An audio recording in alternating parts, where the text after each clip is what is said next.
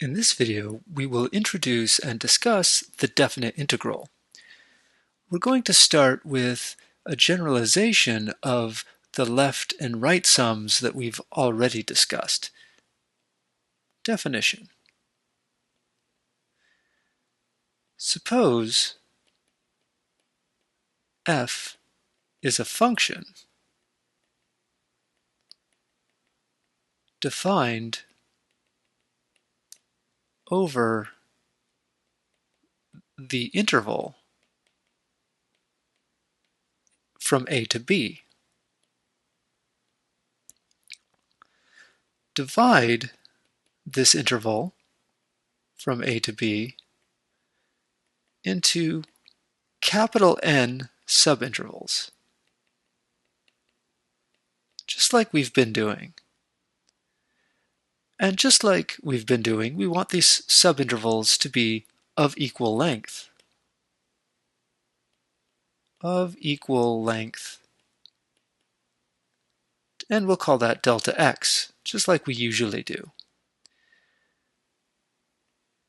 So note, as usual, we can actually compute delta x, because it's the whole interval divided into n pieces, and the whole interval has length b minus a, and we divide it into n equal pieces.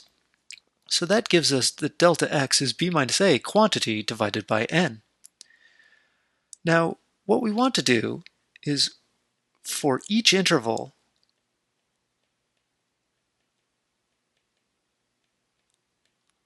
select a point.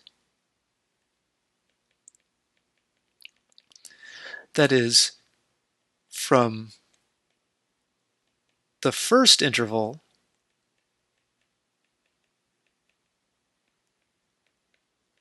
pick some point and call it x1. From the second interval, pick a point and call it x2, and so on and so forth. From the nth interval, pick a point and call it x sub n. Now these could be the left endpoints or the right endpoints or the midpoints or any points at all. But we have some point from each interval. Now we're ready to make our definition. We call the sum sigma k equals 1 to n of f at x sub k times delta x. We call this the Riemann sum, or the nth Riemann sum.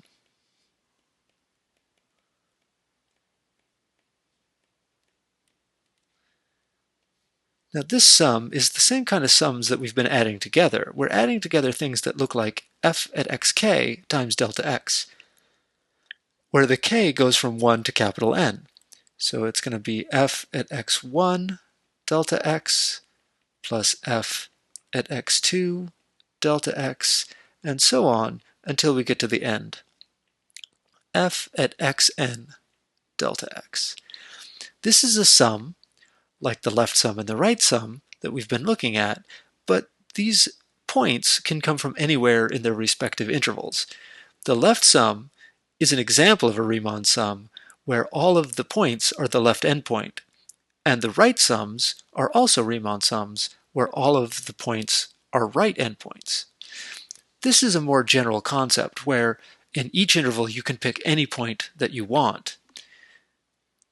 To make things a little bit easier, instead of writing down this whole thing, I'm just going to call it r sub n. Now in this case, I don't mean r as in right or right endpoint, I mean r as in Riemann. This is the nth Riemann sum. The motivation for these Riemann sums comes from the calculations of area that we've been doing. So if your function is positive, you want this Riemann sum to be an approximation of the area. And you want the approximation to get better and better as n gets larger. And for that, to make precise, we invoke the notion of a limit. If the limit as n goes to infinity of r sub n exists, then we have a special name for the result. And we have a special symbol too. And what is it? Well, we denote the limit by the following symbol. So this is called an integral symbol. And we're going to write a little a at the bottom and a b at the top. The integral symbol looks a bit like an elongated s, and that's because it is. It stands for sum because it should remind us of these Riemann sums that define it. So this is an integral symbol, and we write a little a at the bottom and a little b at the top to represent the interval from a to b that we've been working with. Now, what goes next is f at x dx. This is equal to the limit as capital N goes to infinity of r sub n, if such a thing exists. Now, let's remind ourselves that this limit as n goes to infinity of Rn is actually the limit of a sum, and that sum is sigma k equals 1 to capital N f at xk times delta x. So you can see that our integral looks similar in form to the sum that gave rise to it. And that's not an accident. Here in the sum, we have a sigma. Sigma stands for sum, and similarly, this integral symbol also stands for sum. Integral symbol. Because this is what we call an integral.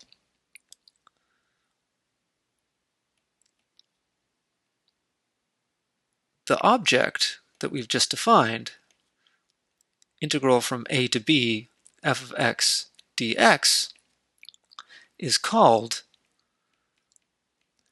a definite integral. Or in particular, it's called the definite integral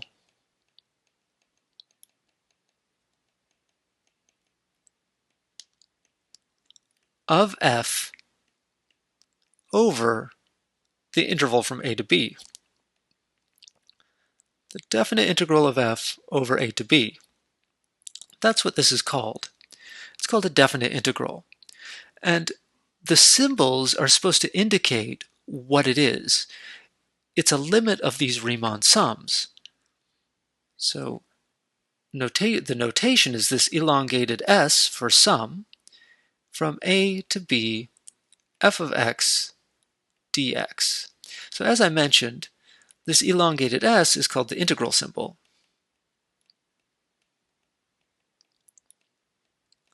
The a and b are what we call limits of integration. So a is the lower limit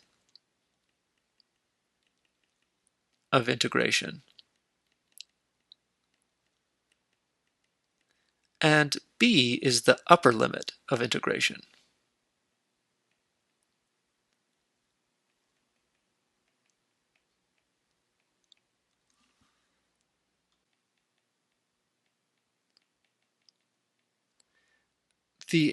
The function f here is what we're integrating. This is called the integrand. The integrand is the thing that we're integrating. The dx here is called a differential. And it's supposed to evoke in our minds the delta x, which was a small change in x. So we think of this differential dx as being a very small change in x as well. If this limit exists, if the limit as capital N goes to infinity of this Riemann sum r sub n exists, we say the integral exists. The integral that we just wrote down here. the integral from a to b f of x dx exists. And we say that the function f is integrable over this interval from a to b. Integrable as in we are able to integrate it. It's not true that this limit will always exist. Sometimes it won't, and in a case like that, the integral doesn't exist. That is, the function is not integrable. But for many functions, this integral will exist, and we have a theorem to that effect. And the theorem says that if your function f is continuous on your interval from a to b, then f is integrable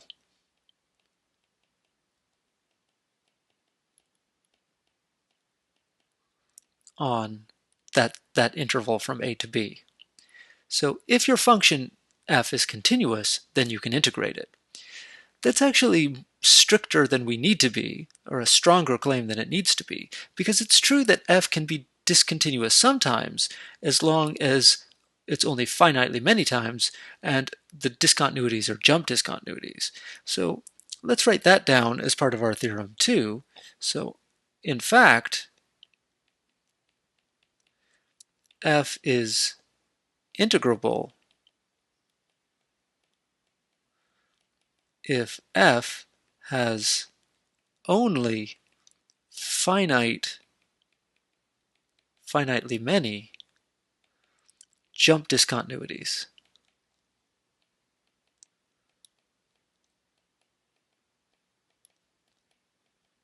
On this interval. So if f is continuous, or if it's continuous except for finitely many jump discontinuities, then f is integrable on that interval. We saw that these limits could lead to area under a curve if your function was non-negative. At least we saw that for left sums and right sums, but in fact it's true for this general Riemann sum. So we can write that down as a theorem as well. The theorem states that if f is continuous or has only finitely many jump discontinuities,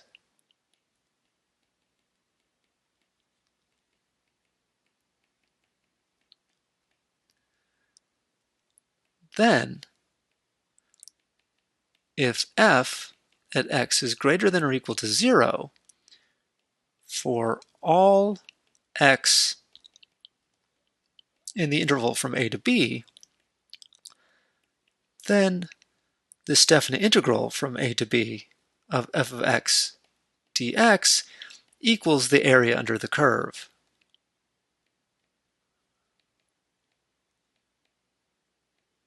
Now, when I say area under the curve, I mean something a little more specific than that. I mean that if I have my xy plane and I have some function and it's integrable between a and b, then the area in question is the area under the curve above the x-axis and between x equals a and x equals b. So the integral from a to b of f of x dx is the area of the shaded region.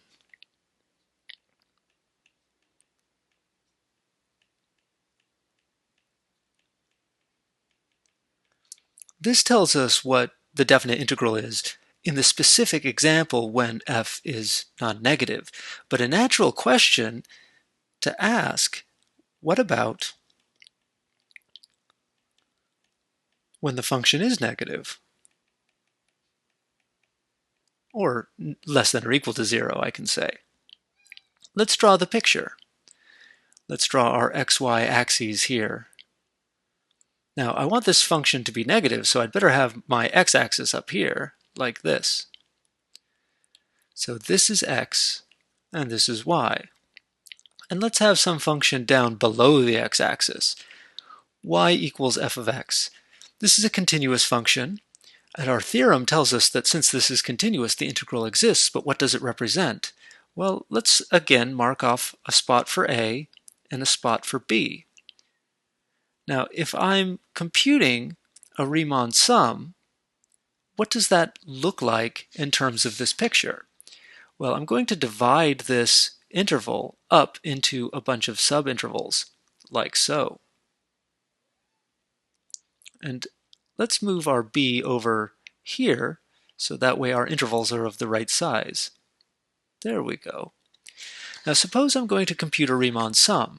So I've divided my interval into n subintervals, which in this case is 1, 2, 3, 4, 5, 6, 7. So I have 7 subintervals. But the actual number doesn't matter. It's just n subintervals. And in these intervals, I'm going to choose a point. And I can choose endpoints if I want, but they don't have to be endpoints. They can be any points that I want to choose, like so. And each one of these is going to give me the height of a rectangle. Well, it's not exactly the height anymore, but I'm going to construct it the same way that we did before. I'm going to start on the point that I've selected, and I'm going to draw a straight line until I reach the curve. And as soon as I reach the curve, that's going to determine, in this case, the base of the rectangle, like so. And I can do that for as many of these as I want. In fact, I want to do it for all of them.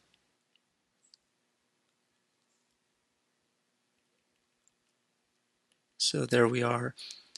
I'm not going to actually draw it in, but we know that we can. We can do this for all of them. Now, notice that these rectangles are underneath the x-axis. So what about the area of these things? Let's draw one more here, so we can look at this one. Well, I guess we might as well, if we're going to draw this one in, we might as well draw them all, but actually let's just leave it like that. So let's look at this region right here. Now suppose I wanted to compute the area of this thing. Well, I know what the length is, or the width rather. It's delta x, just like it always is. But what about the height? What is the height of this thing going to be? Well, it's not going to be f of x. So these points, remember, that's x1, x2, x3, x4. This one's x5. Then we have an x6 and an x7. Now, if I look at f evaluated at x5, that's going to give us this y value right here. But notice this y value is below the x-axis, so this is negative. This is a negative number. F at x5 is negative. In particular, that means it can't be the height of the rectangle. It's the opposite of the height. So if you wanted to compute the height of the rectangle, you'd have to put a minus sign in front of this and make it a positive number. Or you could also say that the height of the rectangle is the absolute value of f of x5. Okay, well, that's fine, but what does that mean for us? Well, if we look at the Riemann sum, r sub n, where in this particular case n is equal to 7, this is equal to the sum k equals 1 to n f xk times delta x. But all of these quantities here are negative. Delta x is still positive. So the result here is now a negative number. Rn is a negative number. But what does it represent? Well, each of these quantities, f at xk times delta x, is still the width times the height, except it's not exactly the height, it's the opposite of the height. So this is the opposite of the height times the width. So that means it's the opposite of height times width, so it's the opposite of area. So it's not giving you the area of these rectangles, it's giving you the opposite of the area of these rectangles. So that means that r sub n is equal to minus an estimate of the area.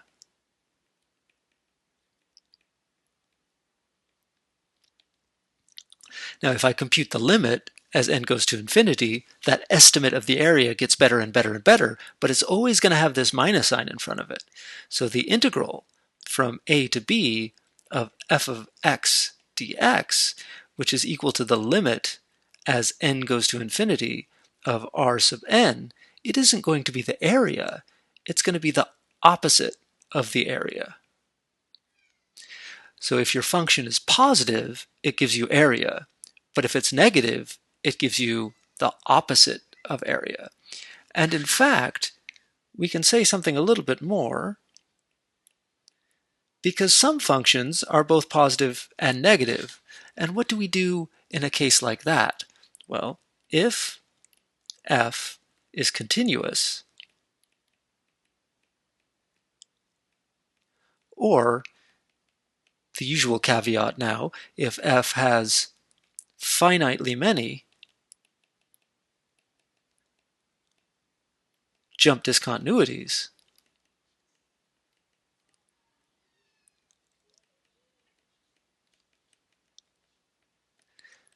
then we know that this integral will exist, but more to the point, we can actually interpret it in terms of area. So what's it going to look like? Well, the integral from a to b f of x dx is going to equal, well, if the function is positive, then it's going to give you area. And if the function is negative, it's going to give you the opposite of the area. Let's look at a picture before we do anything else. Let's suppose that this is our x-axis. And let's suppose that we have a function that's positive sometimes, negative sometimes, and maybe positive again. So this is our function y equals f of x. And let's say that this is a over here, and this is b over here. If I were to look at my Riemann sums, then in this first bit where the function is positive, the Riemann sums will approximate the area. Same in this last bit over here, but in the middle, it will give us not an approximation of area, but the opposite of the area. So if this first part has area, let's say, equal to A, and this second piece here has area equal to B, and let's say this third piece has area equal to C, then this integral from a to b of f of x dx is going to equal the area where it's positive, so A, and then opposite of the area where it's negative, and then where it's positive again, it's going to give you the area. So it's the area above the x-axis minus the area below the x-axis. So if we look at our theorem here, the integral from a to b of f of x dx is going to be equal to the area above the x-axis minus the area below the x-axis.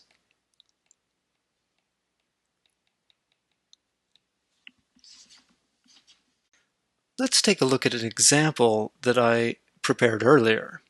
So here we have an example of a function. This is a function which is sometimes positive, sometimes negative. It is continuous over the entire interval from 0 to 7.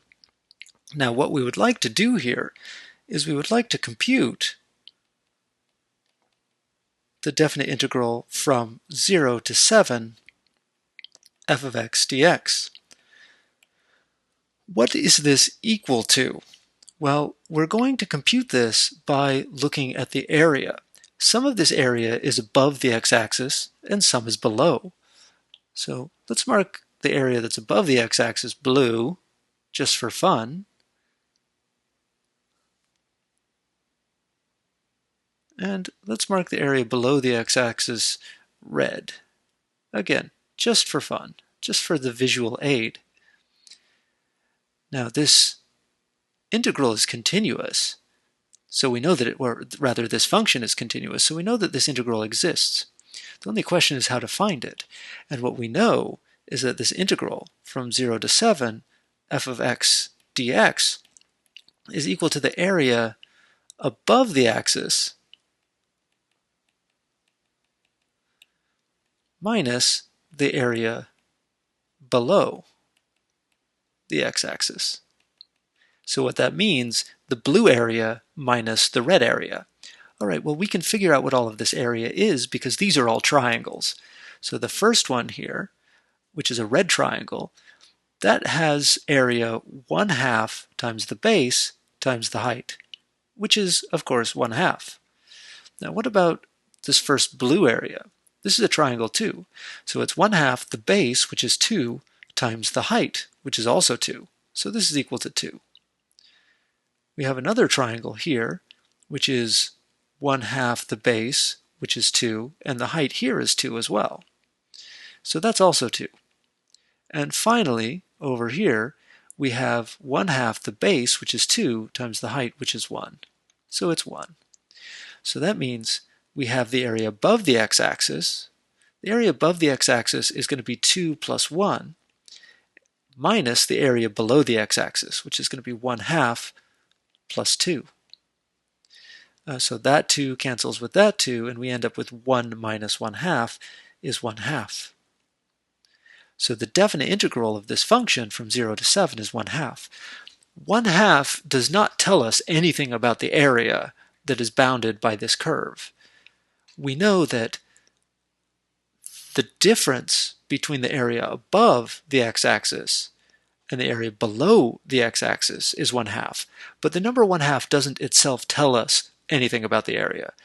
The definite integral is related to area, but it's not the same as the area. If I wanted to compute the area of all of the shaded region, so let's write this as a further example. Compute the area bounded by y equals f of x, the curve, and the x-axis. In that case, we want to add up all of the area. So that's going to be 1/2 plus 2 plus 2 plus 1, which is 5.5, or 11/2. Now, if we want to write this as a definite integral, we can, but it's not the integral of f. This is the integral from 0 to 7 of the absolute value of f. The absolute value of f is always a positive function. So instead of the graph that we see here, what we would have is that all of these things would be reflected. So if I was just to copy and paste this whole thing and paste it down here, all of these red areas would become blue areas. They would look like this. So there would be that, and then there would be this one. So we reflect everything so that it's above the x-axis. So this is the graph of y equals the absolute value of f of x. So in this case, everything is positive. Now I lost my leg there. There we are. So this is y equals the absolute value of f. So that makes everything positive. So all of the negative things are reflected across the x-axis, and they become positive areas. So now we'd want to add these areas together. So this one is 1/2, this one is 2, and so we'd add them all together. 1/2 plus 2 plus 2 plus 1, as we said, is 11 over 2.